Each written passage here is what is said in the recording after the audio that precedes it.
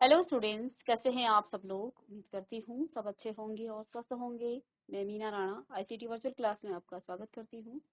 Students, हम पढ़ रहे हैं क्लास 8 की हिंदी बसंत भाग 3 से हम पढ़ रहे थे भगवान की डाकी। तो रामधारी सिंह दिनकर जी द्वारा लिखित ये कविता है और इस कविता के माध्यम से उन्होंने बताया कि भगवान का जो संदेश है वो जो है डाकिये के रूप में हमें बादल और पक्षी जो है पहुंचाते हैं। इन संदेशों को हम तो नहीं पढ़ पाते हैं, लेकिन जो पेड़ पौधे हैं, जो नदियां हैं, पहाड़ हैं, ये सभी जो है भगवान के संदेश को पढ़ पाते हैं। संदेश क्या है? एकता का। हमें जो है भेदभाव नहीं करना चाहिए। जिस प्रकार से बादल और पक्षी जो है एक देश से दूसरे देश में उड़ते हैं और सबके साथ जो है वो उनके लिए कोई सीमा निर्धारित नहीं है, इसी प्रकार से हम मनुष्यों को भी जो है सीमाओं को निर्धारित नहीं करना चाहिए। सबसे पहले हमें जो है क्या होनी चाहिए? विश्व बंधुत्व की भावना हमें होनी चाहिए। इसी चैप्टर के हम यहाँ प्रश्न उत्तर कर रहे थे। प्रीवियस लेक्चर में हमने यहाँ कुछ बहुविकल्पीय प्रश्नों को किया था। 17 क्वेश्चन तक हम कर चुके थे। भगवान के संदेश को पेड़ पौधे, पानी और पहाड़ क्यों समझ पाते हैं? क्योंकि वे जो है ना भेदभाव की भावनाओं से परे हैं। वो भेदभाव नहीं करते हैं। कौन? पेड़ और पौधे, उनके लिए सब बराबर हैं। पहाड़ जो है कोई भेदभाव नहीं करेगा। पेड़ पौधे जो हवा छोड़ते हैं वो सबके लिए है, उसके लिए जो है कोई अपना पराया नहीं है। उनके लिए सभी जो है मनुष्य एक समान है। इसके बाद प्रश्न नंबर 18 है, बादल और पक्षी क्या नहीं मानते? जात पात, धार्मिक भेदभाव, देश, दो देशों की भौतिक सीमाओं के भेद को या आपसी मनमुटाव को। चलिए, बादल और पक्षी क्या नहीं मानते? क्या वो नहीं मानते? चलिए इसका उत्तर बताएंगे। तो यहाँ पर देखिए, जात पात, दो देशों की भौतिक, तो इसमें देखिए सभी जो हैं आंसर इसके ठीक हो सकते हैं, क्योंकि जात पात भी वो नहीं मानते हैं। ठीक है। धार्मिक भेदभाव भी नहीं मानते हैं। दो देशों की जो भौतिक सीमाएं हैं उसके भेद को नहीं मानते हैं। आपसी मनमुटाव। ठीक है। तो चलिए इसमें यहाँ पर आपका सभी इसके उत्तर सही हो जाएंगे, क्योंकि पेड़ पौधे न तो जात पात को मानते हैं, न वो धार्मिक भेदभाव को मानते हैं। ठीक है। और दो देशों की भौतिक सीमाओं के भेद को भी वो नहीं मानते हैं। ठीक है।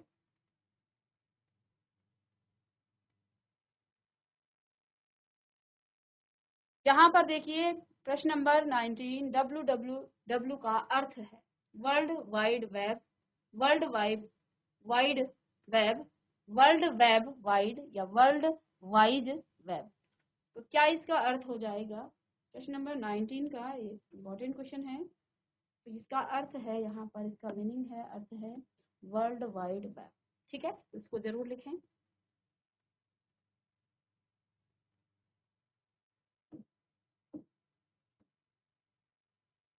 प्रश्न नंबर 20 है, भगवान की डाकी कविता का भाव स्पष्ट करो। तो क्या इस कविता का भाव है बादल और जो पक्षी हैं वो भगवान के डाकिए हैं। भाव स्पष्ट करना है, मनुष्यों को भेदभाव से उठकर वसुधैव कुटुंबकम की जो भावना है वो आत्मसात करना चाहिए। मनुष्य को सभी का ध्यान रखना चाहिए और मनुष्य को पक्षियों से कुछ सीखना चाहिए। तो यहाँ इस कविता का भाव क्या है? कविता से हमें क्या भाव स्पष्ट हो रहा है? इस कविता से हमें भाव स्पष्ट होता है कि मनुष्यों को भेदभाव से उठ करके वसुधैव कुटुंबकम की जो भावना है उसको आत्मसात करना चाहिए। ये भाव यहाँ पर जो है इस कविता से हमें प्रकट होता है। चलिए इसको आप लिख लीजिएगा। और इस प्रकार से इसके बाद आपके कुछ यहाँ अभ्यास प्रश्न आ जाते हैं। तो पहला प्रश्न है क्वेश्चन नंबर 1। प्रश्न नंबर 1, कवि ने पक्षी और बादल को भगवान के डाकिए क्यों बताया है? यहाँ कवि ने पक्षी और बादल को भगवान के डाकिए क्यों कहा है? स्पष्ट आपको करना है क्यों ऐसा कवि ने कहा है कि पक्षी और बादल क्या हैं? भगवान के डाकिए। ठीक है। तो देखिए कवि ने पक्षी और बादल को भगवान के डाकिए इसलिए कहा क्योंकि जिस प्रकार डाकिया क्या करता है, डाकिए का काम क्या होता है? डाकिया आपका घर, देखिए अब तो जो है बहुत कम चिट्ठियां मिलती हैं। लेकिन पहले जब हमारे पास संचार व्यवस्था इतनी नहीं थी, हम मोबाइल फोन से बात नहीं कर पाते थे, तब बहुत सारी चिट्ठियां होती थी, ईमेल होते थे, जो भी संदेश हमें भेजने हैं उसको जो है डाकिया चिट्ठियों के माध्यम से डाकिया जो है घर घर पहुंचाता था और उसमें हमें संदेश हमें मिलता है। ऐसे ही यहाँ पर पक्षियों और बादलों को भी कवि ने क्या कहा है कि ये डाकिये की तरह है। जिस प्रकार से डाकिया क्या करता है, संदेश को क्या करता है, हम तक पहुंचाता है, उसी प्रकार पक्षी और बादल का जो संदेश है, भगवान का जो संदेश है, वो हम तक पहुंचाते हैं। उनके लाए संदेश को जो है हम भले ही न समझ सकते हैं, पर पेड़ पौधे, पानी और पहाड़ उसे भली प्रकार से पढ़ समझ लेते हैं।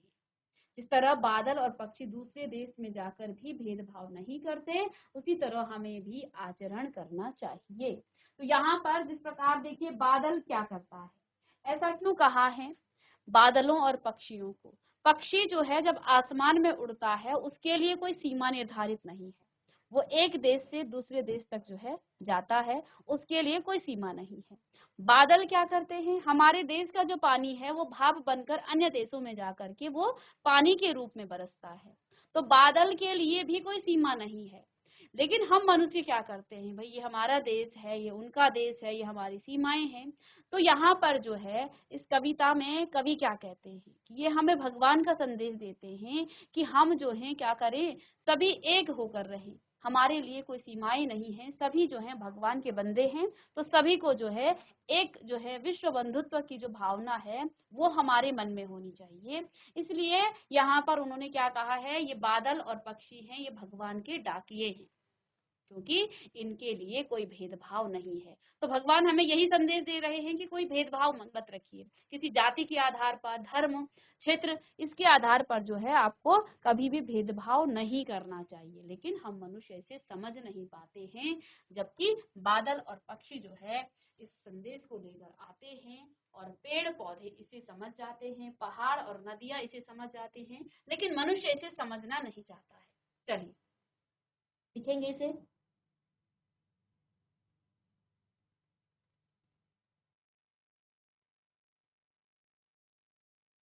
तो देखिए कवि ने पक्षी और बादल को भगवान के डाकिये इसलिए कहा है क्योंकि जिस प्रकार डाकिये संदेश लाने का काम करते हैं, उसी प्रकार पक्षी और बादल भगवान के संदेश हम तक वो पहुंचाते हैं। उनके लाए संदेशों को हम भले ही न समझ पाए, पर पेड़ पौधे, पानी और पहाड़ उसे भली प्रकार से समझ लेते हैं। जिस तरह बादल और पक्षी जो है दूसरे देश में जाकर भी भेदभाव नहीं करते, उसी तरह हमें भी जो है आचरण करना चाहिए। चलिए नेक्स्ट है यहाँ पर प्रश्न नंबर 2, पक्षी और बादल द्वारा लाई गई चिट्ठियों को कौन कौन पढ़ पाते हैं, सोचकर आपको लिखिए। आपको ये लिखना है कि जो पक्षी और बादल हैं वो जो चिट्ठियां लाते हैं उसे कौन कौन पढ़ते हैं। ठीक है, तो पक्षी और बादल की लाई हुई जो चिट्ठियां हैं जिसमें भगवान हमें संदेश देते हैं, उसे पेड़ पौधे, पानी और पहाड़ पढ़ लेते हैं। ठीक है, जबकि हम मनुष्य इसे पढ़ नहीं पाते हैं। तो लिखिएगा इसका उत्तर।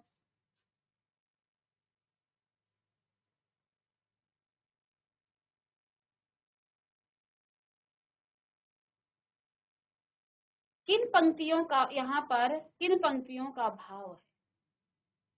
ठीक है, पक्षी और बादल प्रेम, सद्भाव और एकता का संदेश एक देश से दूसरे देश को भेजते हैं। ख लिखा है, प्रकृति देश देश में भेदभाव नहीं करती है और एक देश से उठा बादल दूसरे देश में बरस जाता है। ठीक है, तो यहाँ पर इसके आपको जो है भाव लिखा हुआ है, आपको कविता से पंक्तियां निकालनी है। यहाँ पर रिवर्स हुआ है, यहाँ आपको पहले भाव दिया है। अभी तक आपने पहली जो कविताएं पढ़ी वहां पर आपने भाव स्पष्ट किया, यानी कि आपको कविता की लाइन दी गई है और आपको उन लाइनों का भाव बताना है। अब इस प्रश्न में आपको ये बताना है कि ये किन पंक्तियों का भाव है। यहाँ पर भाव स्पष्ट किया गया है कि पक्षी और बादल प्रेम, सद्भाव और एकता का संदेश एक देश से दूसरे देश तक भेजते हैं। ये आपको बताना है कि ये किन पंक्तियों का भाव है। ठीक है, साथ में दूसरा ख है, प्रकृति देश देश में भेदभाव नहीं करती है, एक देश से उठा जो बादल है वो दूसरे देश में बरस जाता है। ये किन पंक्तियों का? तो क का उत्तर है पक्षी और बादल ये भगवान के डाकिए हैं जो एक महादेश से दूसरे महादेश को जाते हैं। हम तो समझ नहीं पाते मगर उनकी लाई चिट्ठियां पेड़ पौधे पानी और पहाड़ बांचते हैं। तो ये इसका भाव है, ठीक है ना। इन पंक्तियों का ये भाव है। तो लिखेंगे पक्षी और बादल ये भगवान की डाकिए हैं जो एक महादेश से, एक विशाल देश से दूसरे विशाल देश को ये जाते हैं। हम तो समझ नहीं पाते हैं मगर उनकी लाई चिट्ठियां पेड़ पौधे पानी और पहाड़ बांचते हैं, अर्थात उसे पढ़ पाते हैं। ठीक है, बांचने का मतलब पढ़ना। ठीक है, चलिए लिखिएगा।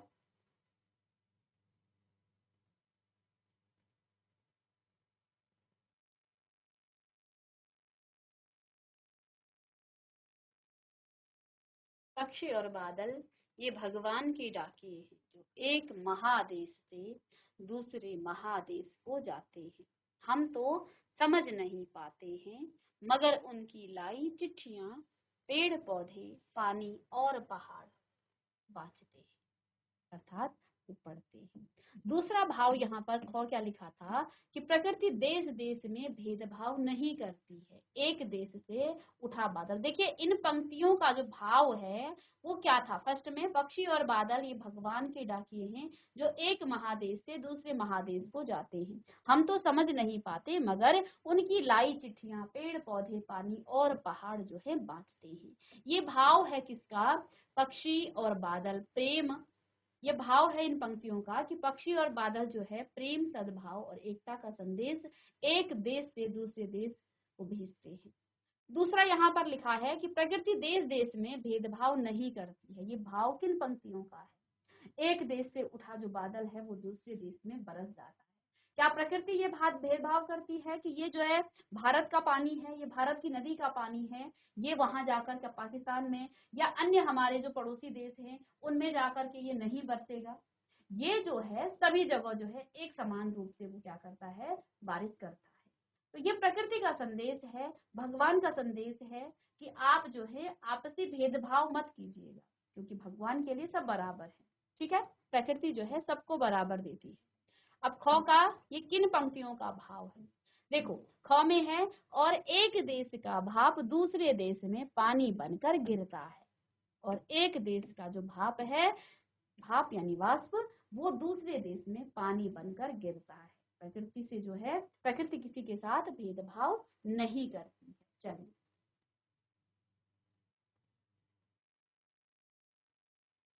तो यहाँ पर आपको इस प्रश्न में भाव दिए हुए थे और आपको पंक्तियों को लिखना था।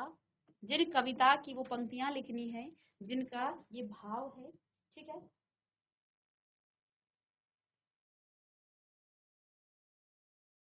चलिए नेक्स्ट प्रश्न करेंगे।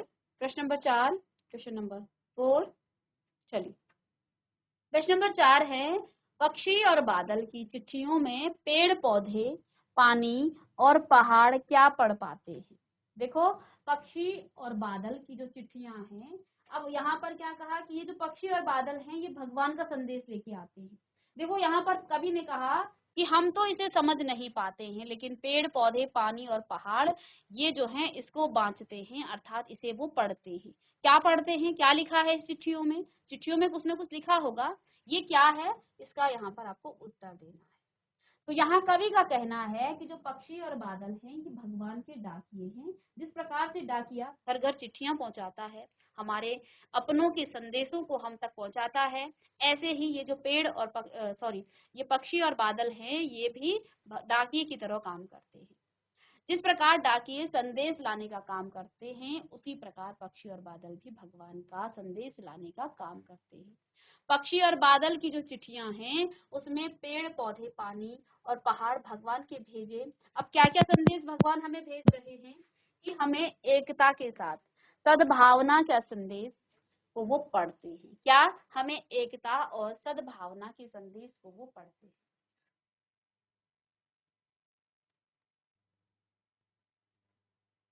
तो यहाँ कवि ने कहा कि भगवान हमें संदेश भेज रहे हैं एकता का और सद्भावना का, कि हमें एकता के साथ रहना चाहिए और सद्भावना के हमें जो है संदेश वो दे रहे हैं।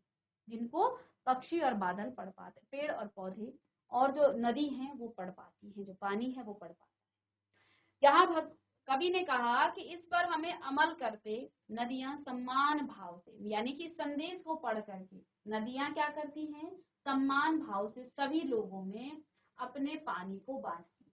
नदी कभी किसी के साथ जो है किसी भी आधार पर भेदभाव नहीं करेगी। नदियों को आपने देखा होगा, आप कोई भी उस नदी के पास जाएगा वो सबकी प्यास बुझाएगी, या जिस दिशा में वो बह रही है उसके लिए कोई अपना पराया नहीं है। नदी जो है जिस भी दिशा में बहेगी वहां सबकी वो प्यास बुझाती जाएगी और सबको जो है वो सींचती जाएगी। तो यहाँ जो है इस विचार पर, इस संदेश पर अमल करते हुए जो नदियां हैं वो समान भाव से क्या करती हैं, सभी लोगों में अपने पानी को वो बांटती है। पहाड़ भी समान रूप से सबके साथ खड़ा रहता है, पहाड़ भी जो है सबके साथ इस संदेश पर अमल करते हुए एक तरह से जो है वो खड़ा रहता है। और जो पेड़ पौधे हैं वो समान भाव से अपने फल फूल और सुगंध को बांटते हैं, कभी भेदभाव नहीं करते हैं। यहाँ तक कि देखिए आप अपने बगीचों में जो फल और फूल लगाते हैं वो फूलों की जो खुशबू है वो सिर्फ अपने मालिक को ही नहीं, जो माली है उसी को नहीं देता है, बल्कि वहां से गुजरता हर व्यक्ति को जो है वहां के फूलों की जो सुगंध है वो सबको आएगी। ठीक है ना। तो ये जो है ये भेदभाव करते हैं हम मनुष्य। ठीक है, हम इस संदेश को नहीं पढ़ पाते हैं, जबकि पानी जो है, नदियां सभी लोगों पे जो है समान रूप से अपने पानी को वो बांटती है। पहाड़ सबके लिए समान रूप से खड़ा रहता है और जो पेड़ पौधे हैं वो सभी को जो है फल फूल सुगंध यानी जो हवा है वो सबको समान रूप से देती है। ठीक है ना। तो उनमें जो है वो कभी भेदभाव नहीं करती है, लेकिन हम ही इसको समझ नहीं पाते हैं। तो यहाँ क्या संदेश वो पढ़ा, पेड़ पौधों ने क्या संदेश पढ़ा भगवान का, कि हमें एकता और सद्भावना के साथ रहना चाहिए। और इस संदेश पर अमल करते हुए जो नदियां हैं वो समान रूप से सबको पानी पे देती है, सभी को अपना पानी बांटती है। पहाड़ सभी के लिए समान रूप से खड़ा रहता है और पेड़ पौधे भी समान रूप से सबको फल देते हैं, फूल देते हैं और सुगंध देते हैं और साथ में हवा देते हैं जिससे हम जीवित रहते हैं। चलिए लिखिएगा।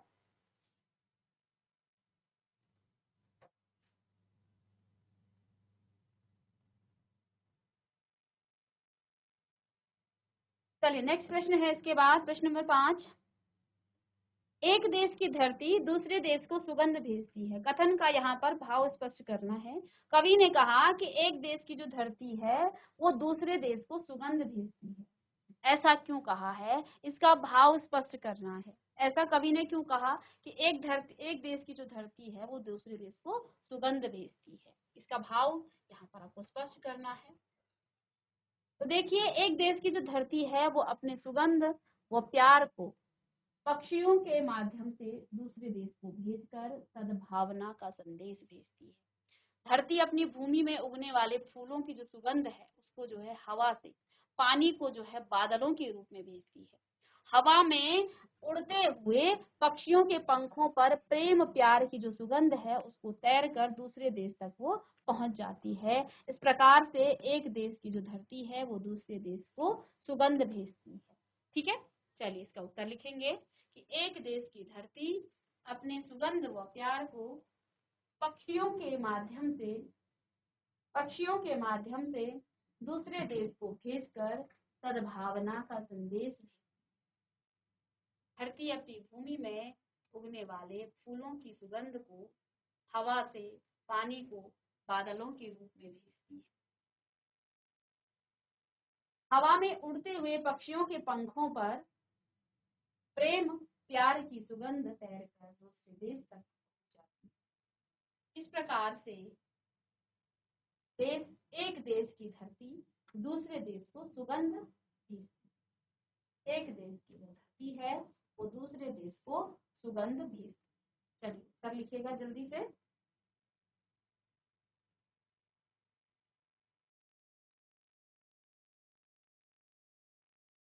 चलिए नेक्स्ट प्रश्न है, प्रश्न नंबर 6। पक्षियों और बादलों की जो चिट्ठियां हैं के आदान प्रदान को आप किस दृष्टि से देख सकते हैं। जो पक्षी क्या करते हैं वो चिट्ठियों का आदान प्रदान करते हैं, उसको आप अपनी किस दृष्टि से आप देख पाएंगे। ठीक है, तो उत्तर है पक्षी और बादल की जो चिट्ठियां हैं, वो चिट्ठियों के आदान प्रदान को हम प्रेम, सौहार्द और आपसी सद्भाव की दृष्टि से देख सकते हैं। यह हमें यही संदेश देते हैं।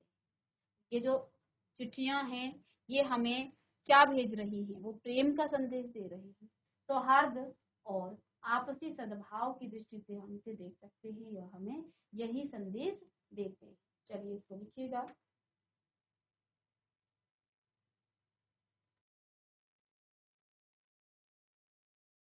चलिए नेक्स्ट प्रश्न है प्रश्न नंबर 7।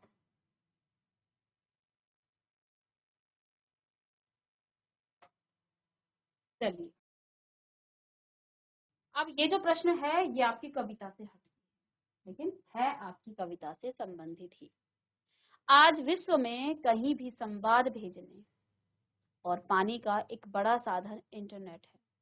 पक्षी और बादल की जो चिट्ठियों की तुलना इंटरनेट से करते हुए दो पंक्तियां आपको यहाँ पर लिखनी है। जहाँ भगवान का संदेश भेजने के लिए भगवान ने पक्षियों और कवि के अनुसार जो है उन्होंने पक्षियों और बादलों को भगवान का संदेश वाहक यहाँ पर उन्होंने देखा कि जिस प्रकार से पक्षी और बादल हमें संदेश दे रहे हैं, वो जो है भगवान का संदेश है। आज विश्व में जैसे पहले क्या होता था, पहले जो है हमें अपना संदेश भेजना हो तो उसमें कई दिन लग जाते थे, क्योंकि चिट्ठियों के माध्यम से ही संदेश भेजा जाता था।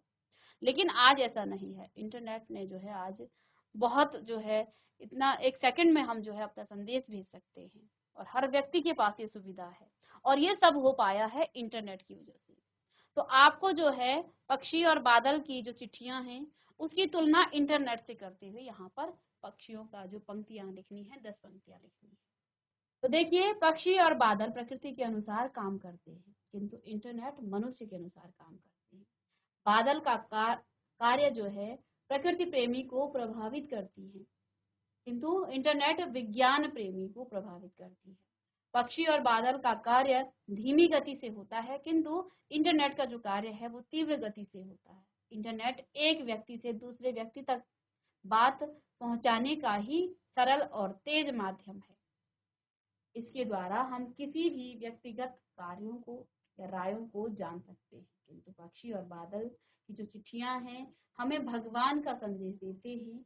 वे बिना भेदभाव के सारी दुनिया में प्रेम और एकता का संदेश देते हैं। हमें भी इंटरनेट के माध्यम से प्रेम और एकता और भाईचारा का संदेश विश्व में फैलाना चाहिए। तो देखिए, आज हमारे पास सुविधाएं हैं, लेकिन हमें जो है इसकी नॉलेज नहीं है। हम विश्व बंधुत्व की बात कहाँ से करेंगे, भाईचारे की बात कहाँ से करेंगे, जब हमारे मन में भेदभाव है। यदि हम भेदभाव को त्यागें तो उसी इंटरनेट का जो प्रयोग है हम भगवान के संदेश को भेजने में जो है पक्षियों और बादलों की मदद करने में हम स्वयं उनके मददगार हो सकते हैं। लेकिन हमारे मन में भेदभाव है, इसलिए हम उस संदेश को ना तो स्वीकार करते हैं, और जब हम स्वीकार ही नहीं करेंगे तो दूसरों तक उस संदेश को कैसे पहुंचाएंगे।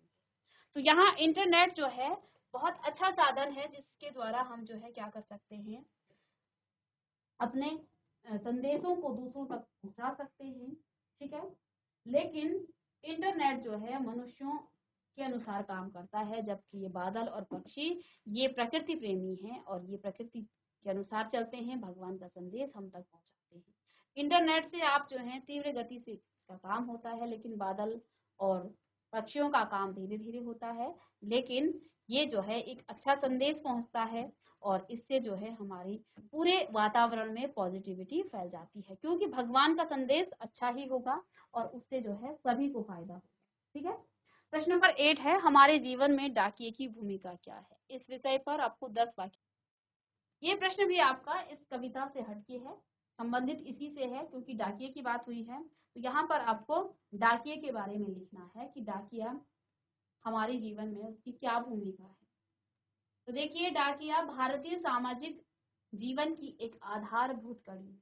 डाकिया द्वारा डाक लाना, पत्रों को बेसब्री से इंतजार।